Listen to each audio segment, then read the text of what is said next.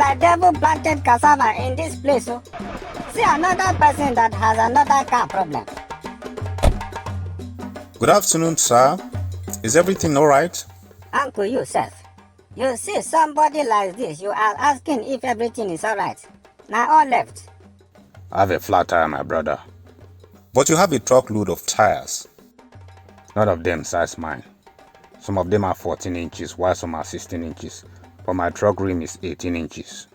This is the story of our lives. One way or the other, we find ourselves in this situation. This man has a truckload of tires. And the truck itself that is carrying the tire has a flat tire. Yet he cannot use any of the tires in the truck. That one is like staring at a goosey soup with okporoko and smoked catfish with better goat meat. But the soup is inside show glass. You cannot touch it. Hey! For some, it is too many friends. They keep all sort of friends. But in the day you need a friend indeed, you know they say a friend in need is a friend indeed. So if the day you need a friend indeed and he's not there for you, then your case is like this driver. There was a guy who had many friends. When he's coming back from work, almost every compound, someone will shout his name and greet him. Then on the day he receives his salary, his house will be full of friends. In fact, from the 28th day of the month, they'll start looming around his house. When he comes back from work, he'll find them waiting for him at home. And the day he receives salary, they will all know because his hands will be full of bags of grocery, drinks, and what have you.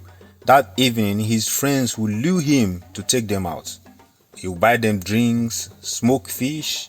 That is what we call point and kill. What about Nkobi and pepper soup? Everything that qualifies enjoyment will be available. Less than a week from the day he receives his salary, his pocket will go empty. Hey! Look at the cost. So how does he survive the rest of the month?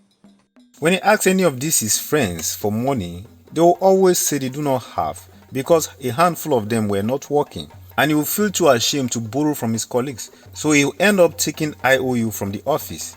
This was his rat race. Until one weekend that he was strolling around. While he was walking along, he came across an uncompleted building that has been there for like 3 years. Then he was surprised that the building has been roofed. While he stood soliloquizing, he sighted one of his friends coming out of the house, deep in a wrangle with the carpenter who roofed the building. Then he overheard the carpenter say, "Sir, the wood you bought were not strong enough. That was why we doubled the wall beams."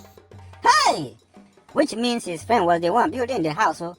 Yes. And he has been helping him to assume pepper soup and Nkobi with his own money. Wisdom is like a man standing beside a bucket of water with soap in his eyes. Neither the bucket nor the water will help you to wash your face. You have to make a deliberate decision to use your hands, fetch the water, and wash off the soap from your eyes. Taking action to do that right thing becomes wisdom. That is why they used to say that common sense is not common, no? At all. Some people, it might be knowledge.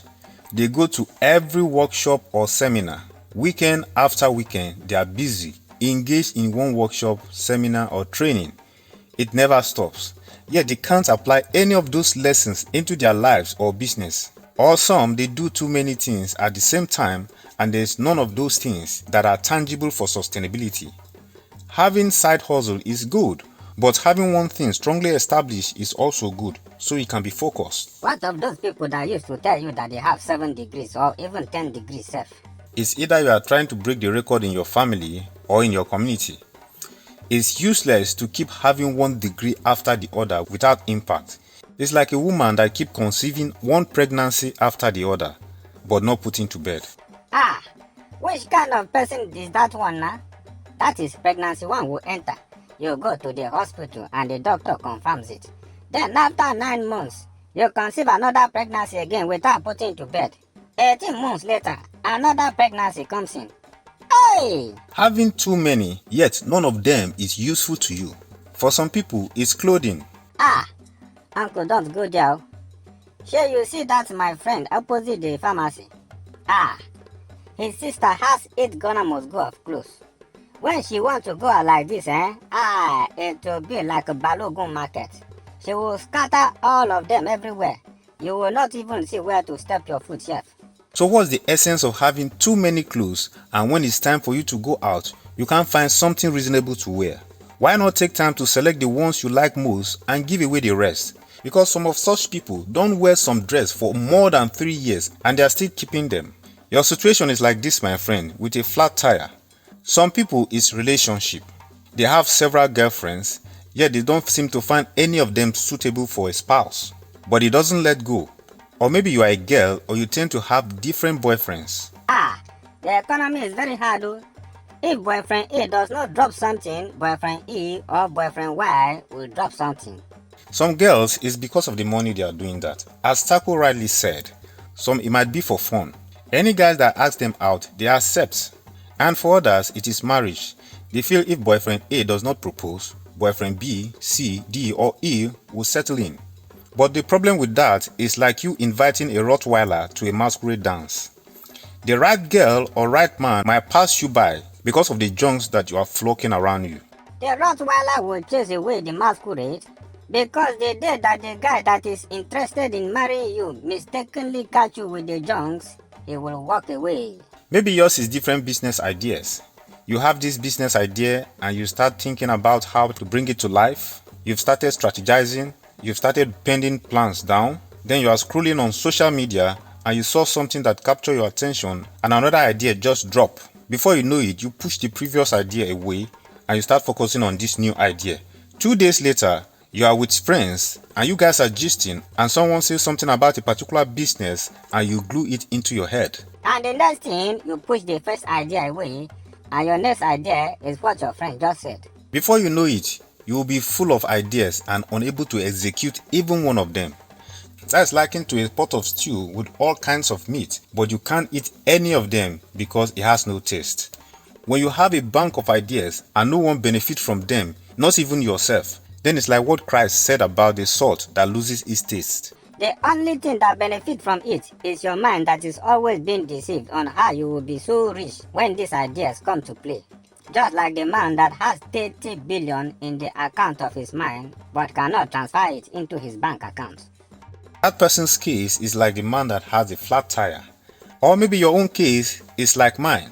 The car has been giving me warning signs since last week, but I ignored it and today it has broken down on a lonely road. Even when your body has been signaling you, you keep walking without rest till the day you break down. She has been giving you signs, but you ignore it till the day she gets married. The handwriting has been on the wall, but you overlooked it until he divorced you. They have been complaining, but he refused to adjust till they sacked him. It has been glaring at her face, but she turned a blind eye until she got swindled. That is a story for another day. And from your number one patriotically and sophisticatedly endowed grammatologist, I say have an erudite weekend. Don't forget to check out our YouTube channel for more episodes. Also like our Facebook page and leave a comment in this video. See you again next Saturday at 8 a.m. Bye.